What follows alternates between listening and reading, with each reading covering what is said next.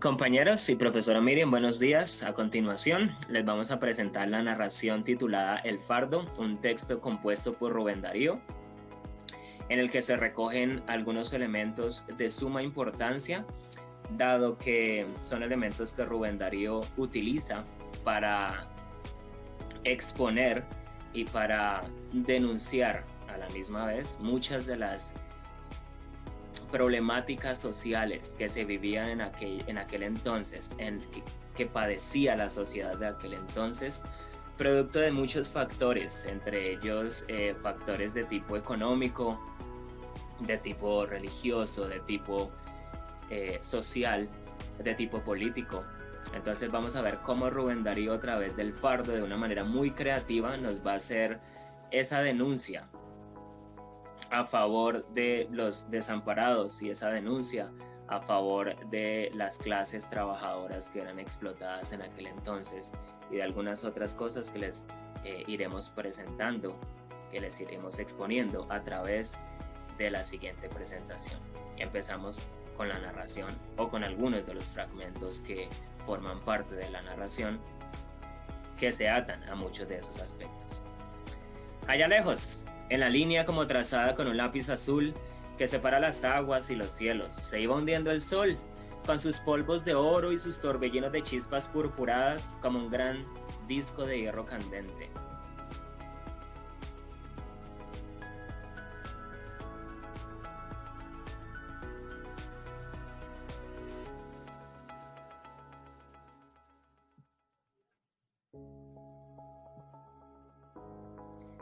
Todos los lancheros se habían ido ya. Solamente el viejo tío Lucas, que por la mañana se estropeara un pie al subir una barrica a un carretón, y que aunque cojín cojeando había trabajado todo el día, estaba sentado en una piedra y con la pipa en la boca veía triste el mar.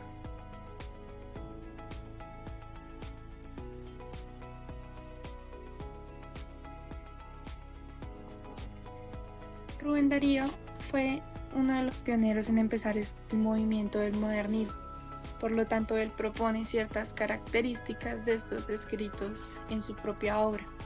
Uno de estos, y es el que primero observamos en este relato, es la melancolía. Este relato cuenta la historia de la muerte del hijo del tío Lucas, del lanchero que anteriormente. A través de este relato, lo que quiere hacer Rubén Darío es rechazar las condiciones de la muerte, que esto lo vamos a ver un poco más adelante, y a través de su historia buscar un mundo mejor a través de su escritura. Por lo tanto, todo el relato va a ser contado con un aire de tristeza, con un aire de melancolía, con un añoro a un mundo mejor.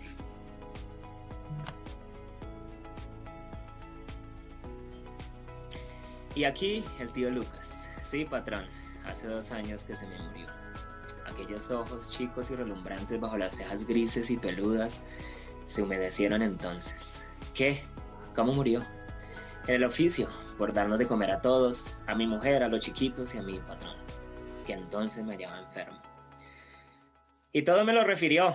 Al comenzar aquella noche, mientras las olas se cubrían de brumas y la ciudad encendía sus luces, él, en la piedra que le servía de asiento, después de apagar su negra pipa y de colocársela en la oreja, y de estirar y cruzar sus piernas flacas y musculosas, cubiertas por los sucios pantalones arremangados hasta el tobillo.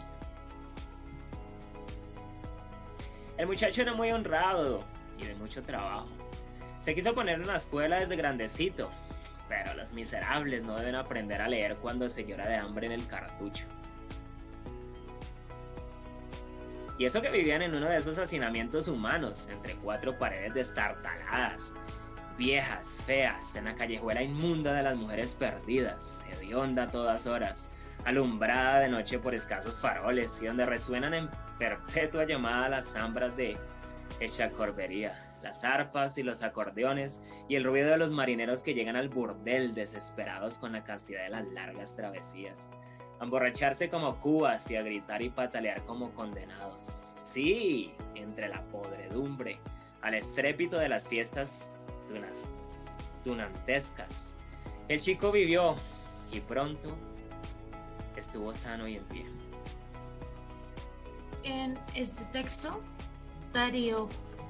Rubén Darío describe minuciosamente las condiciones de vida, las pésimas condiciones de vida miserables de la familia obrera. Él pone principal detalle pues en las condiciones de la vivienda y en las condiciones de ellos mismos, ya que cita que vivían en el cartucho, que había muchos chicos sucios que se revolcaban en la basura y que vestían con harapos. Entonces, con este tipo de descripciones, Rubén Darío busca realizar exponer una problemática social de la época, ya que esta historia es una anécdota real que tiene lugar en Valparaíso y puede vislumbrarse la miseria, la desesperanza y hasta la fatalidad en una familia, pues una familia obrera, en una familia de lancheros. También Rubén Darío realiza una denuncia social en la cita siguiente, donde dice: los bravos hombres toscos que viven la vida del trabajo fortificante, la que da la buena salud y la fuerza del músculo, y se nutre con el grano del poroto y la sangre hirviente de la viña. Bueno, en esta cita, él, como dije anteriormente, realiza una denuncia social en donde muestra pues el Chile de la época y muestra que unos pocos viven con todas las comodidades, con todos los lujos, a costa de la clase obrera, que se parte el lomo para enriquecer a los que ya son ricos.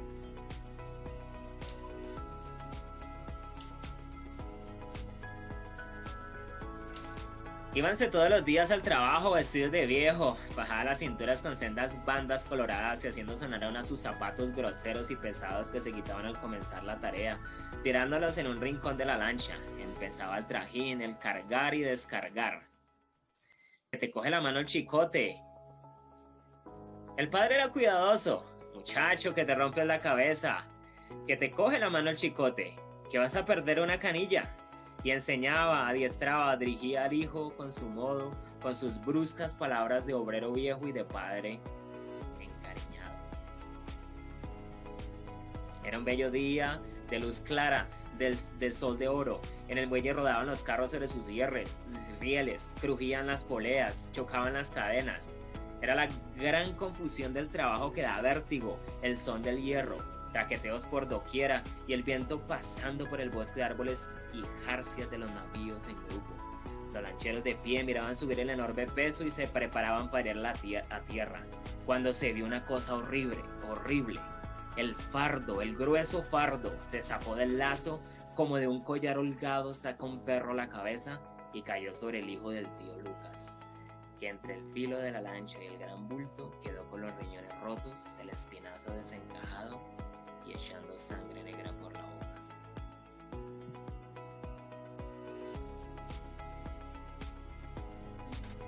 Aparte de esta melancolía que podemos observar en el relato, también podemos ver la perfección. Señalamos el fragmento anterior para explicar esta característica, ya que la escena como tal que se quiere transmitir es una escena llena de horror, llena de sangre, es una escena de la muerte de este joven a causa de su trabajo en frente de todos sus compañeros. Pero aún está escrito de cierta manera para que el relato sea algo sereno y equilibrado. A partir del lenguaje que Rubén Darío utiliza para contar esta historia, se puede ver la belleza con la cual él escribió, se puede ver el resalto a tantas características del ambiente, también un resalto a la musicalidad con la que lo cuenta. Y por último podemos ver un lenguaje pulcro y muy cuidado, como mencioné anteriormente, aunque esta haya sido una escena en alta mar, que pues son conocidos por no tener un lenguaje muy avanzado, y aunque haya sido una escena de horror, el lenguaje utilizado para contar esta escena y todo el relato fue algo muy cuidado tampoco algo resaltando la belleza y en ningún momento se utiliza ningún tipo de expresión vulgar.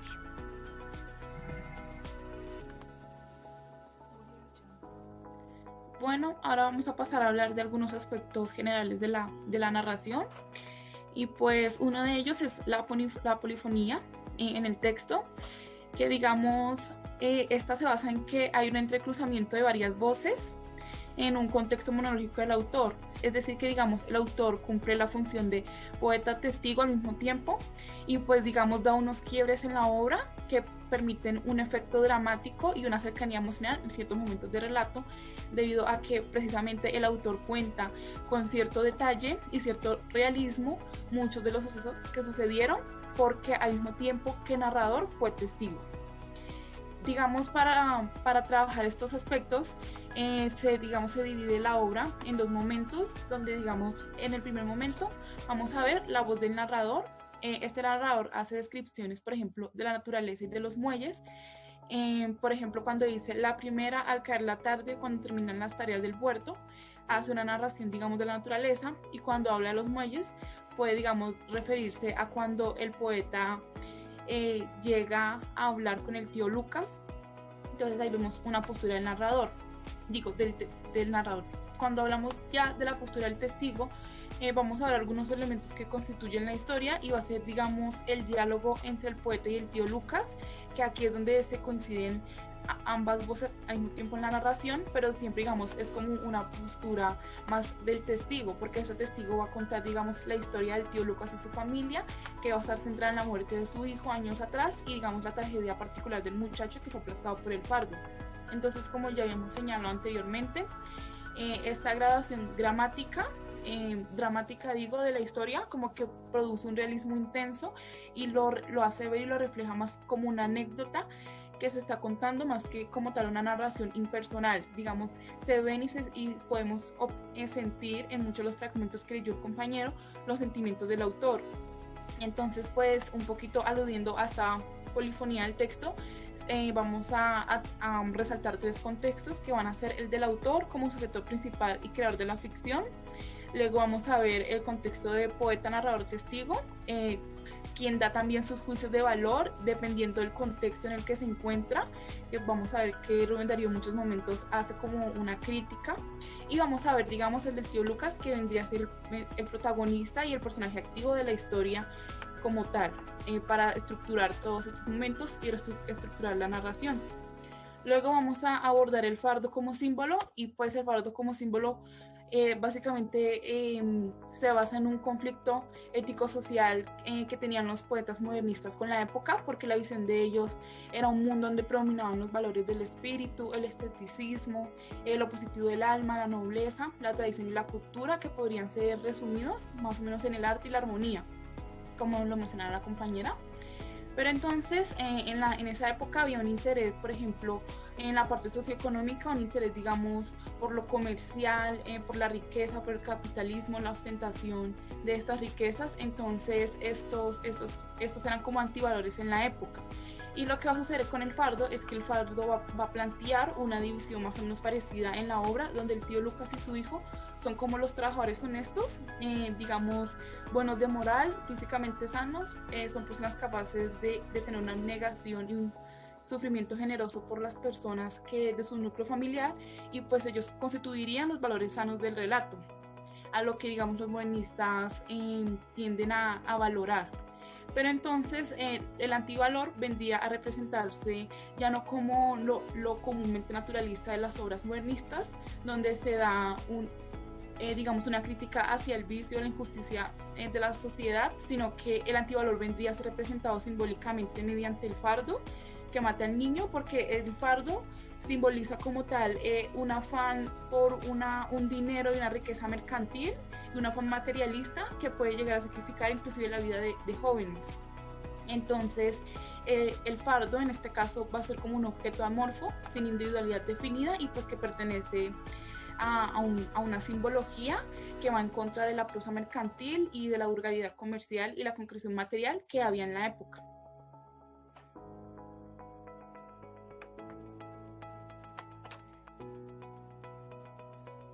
Ahora, como consideraciones finales o conclusiones, primeramente cabe mencionar que El Fardo es un texto que se puede distinguir de Todo Azul, ya que es el único cuento en toda la colección que relata una situación propiamente relacionada con el trabajo. Los protagonistas que son trabajadores y pues las circunstancias y situaciones están directamente relacionados con esta condición. Otra de las cosas en las que este texto se distingue de Todo Azul es la calidad de que el autor en este texto deja de ser protagonista y de participar activamente en las otras historias para verse aquí como testigo, como una persona que escucha una anécdota, en este caso la del tío Lucas, y en ciertos momentos reflexiona sobre ella. También está que combina diferentes tipos de estéticas, ya que como se mencionó anteriormente, tiene varios elementos modernistas. También se puede ver una influencia de la estética naturalista. Hay un texto que se llama Historia de mis libros, el autor también es Rubén Darío, en donde expone un poco sobre Azul, y en El Fardo él comenta que en ese tiempo él estaba leyendo a Émile Zola, que es uno de los autores más importantes del naturalismo francés. A partir de estas lecturas pues surge El Fardo, y este movimiento naturalista también puede verse un poco en la condición de contar y exponer las denuncias sociales como son. Otra cosa también es que Rubén Darío propone una dicotomía entre estos movimientos, y la utopía y la distopía, ya que existe una fuerza utópica por parte del tío Lucas y su hijo en cuanto a la descripción de nobles y trabajadores, y después viene la distopía que se ve que detona con la muerte del hijo del tío Lucas. Y finalmente, pues el uso de la descripción para exponer problemáticas sociales, como ya se mencionó anteriormente, Rubén Darío realiza una descripción muy minuciosa del ambiente, de las situaciones, del paisaje y de la muerte que toda esta familia pues vivió. Eso es todo por hoy. Muchas gracias a todos por su atención.